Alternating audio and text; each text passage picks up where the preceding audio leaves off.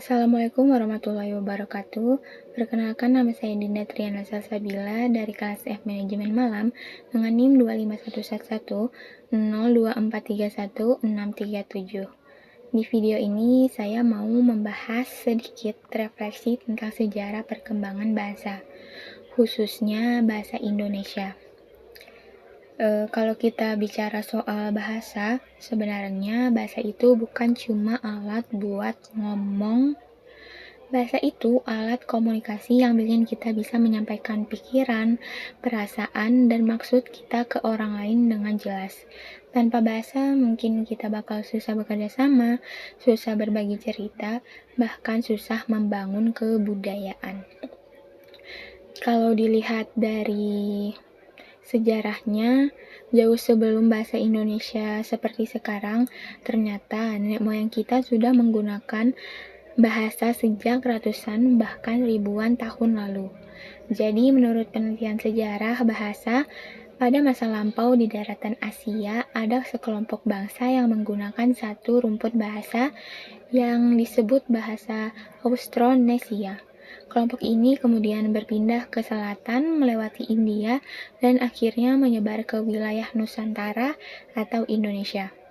Karena mereka berpindah dan terpisah ke berbagai daerah, masing-masing kelompok berkembang dengan kebudayaan dan lingkungan yang berbeda. Dari situlah bahasa mereka juga ikut berkembang dan akhirnya melahirkan banyak bahasa daerah yang kita kenal sekarang.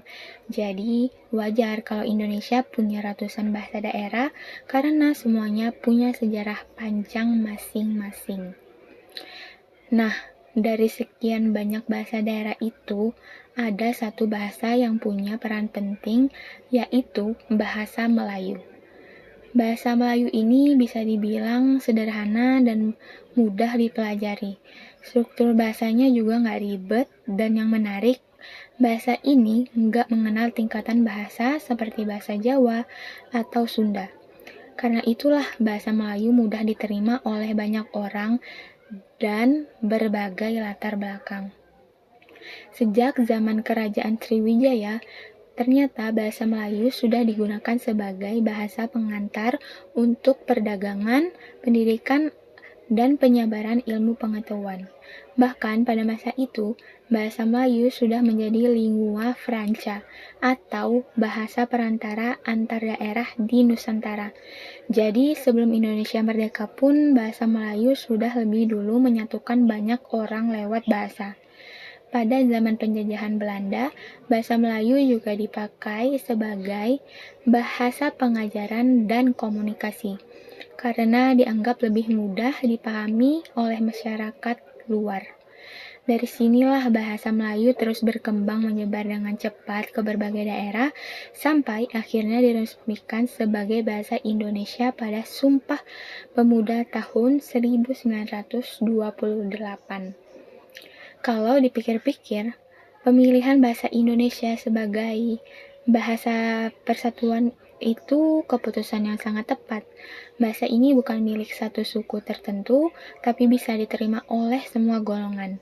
Dari sini kita bisa lihat bahwa bahasa punya peran besar dalam mempersatukan bangsa.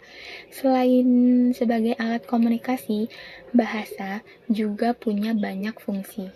Bahasa bisa jadi alat ekspresi, tempat kita mencurahkan perasaan, gagasan, dan pendapat.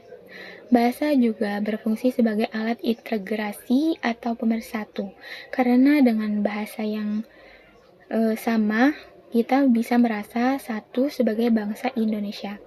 Selain itu, bahasa juga berfungsi sebagai kontrol sosial, misalnya lewat aturan tertulis, nasihat, atau bahkan kritik yang disampaikan dengan bahasa. Bahasa Indonesia juga punya kedudukan penting sebagai bahasa nasional. Bahasa Indonesia menjadi lambang identitas nasional dan kebanggaan bangsa. Selain itu, bahasa Indonesia berperan sebagai alat komunikasi antar suku, agama, dan budaya yang berbeda. Tanpa bahasa Indonesia, mungkin akan sulit bagi masyarakat Indonesia yang beragam ini untuk saling memahami. Dari semua itu, saya jadi sadar bahwa bahasa bukan cuma soal kata-kata. Bahasa adalah hasil perjalanan panjang sejarah, budaya, dan perjuangan. Bahasa Indonesia yang kita pakai sehari-hari adalah hasil dari proses panjang yang melibatkan banyak generasi sebelum kita. Jadi, sebagai generasi sekarang, tugas kita bukan cuma menggunakan bahasa Indonesia, tapi juga menjaga dan menghargainya. Menggunakan bahasa dengan baik dan benar tanpa melupakan bahasa daerah sebagai bagian dan dari identitas kita. Jadi lewat refleksi singkat ini saya belajar bahwa bahasa itu hidup, berkembang, dan terus berubah seiring zaman, dan kita semua punya peran dalam menjaga keberlangsungan bahasa Indonesia agar tetap menjadi alat pemersatu bangsa. Nah, itu saja pembahasan sedikit refleksi tentang sejarah perkembangan bahasa. Terima kasih sudah mendengarkan. Semoga yang saya bahas tadi bermanfaat. Kurang lebihnya mohon maaf. Assalamualaikum warahmatullahi wabarakatuh.